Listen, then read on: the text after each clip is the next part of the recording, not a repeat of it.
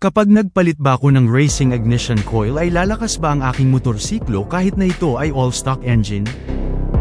Ang pagpapalit ng racing ignition coil sa isang stock engine ng motorsiklo ay maaaring magdulot ng ilang pagbabago sa performance, ngunit hindi ito garantiya na direktang bibilis ang iyong motorsiklo.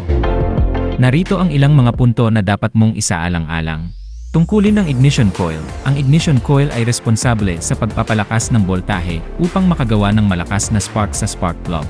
Ang mas malakas na spark na ito ay mahalaga para sa mas kumpletong pagkasunog ng gasolina. Posibleng mga benepisyo, mas malakas na spark. Ang racing ignition coil ay karaniwang nagbibigay ng mas malakas na spark na maaaring magresulta sa mas mahusay na pagkasunog ng gasolina. Ito ay maaaring magdulot ng bahagyang pagtaas sa acceleration at throttle response.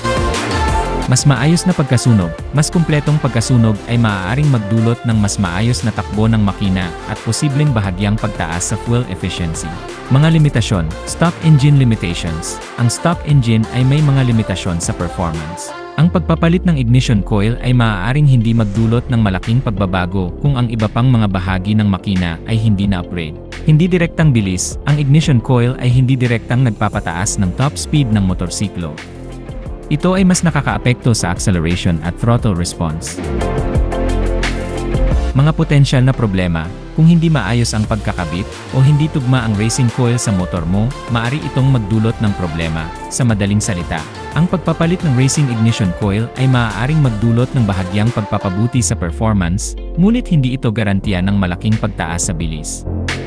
Mahalaga rin na isaalang-alang ang iba pang mga bahagi ng makina at tiyakin na ang pagpapalit ay ginagawa ng isang profesional.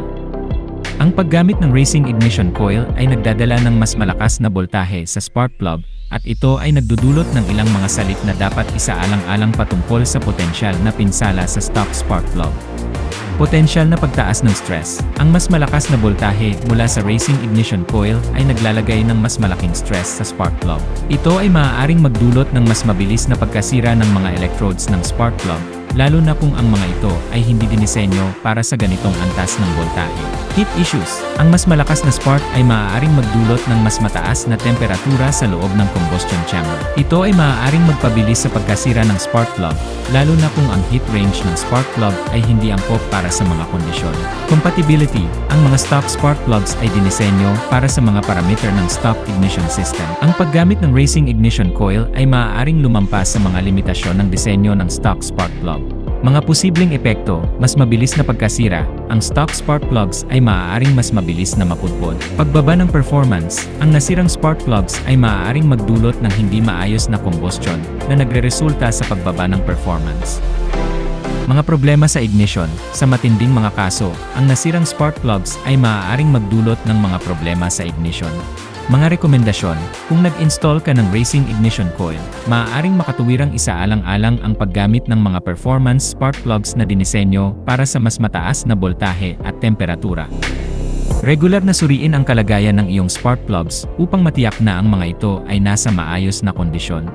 Tiyakin na ang spark plug na gagamitin mo ay tugma sa iyong motor at sa ignition coil na iyong gagamitin. Sa pangkalahatan, bagaman hindi garantisadong masisira agad ang stock spark plug, ang paggamit ng racing ignition coil ay nagpapataas ng posibilidad ng mas mabilis na pagkasira. Ang pagpapalit ng racing spark plug habang nananatiling stock ang ignition coil ay maaaring magkaroon ng ilang epekto sa performance ng iyong motorsiklo, bagaman hindi ito kasing dramatikong pagbabago tulad ng pagpapalit ng parehong ignition coil at spark plug.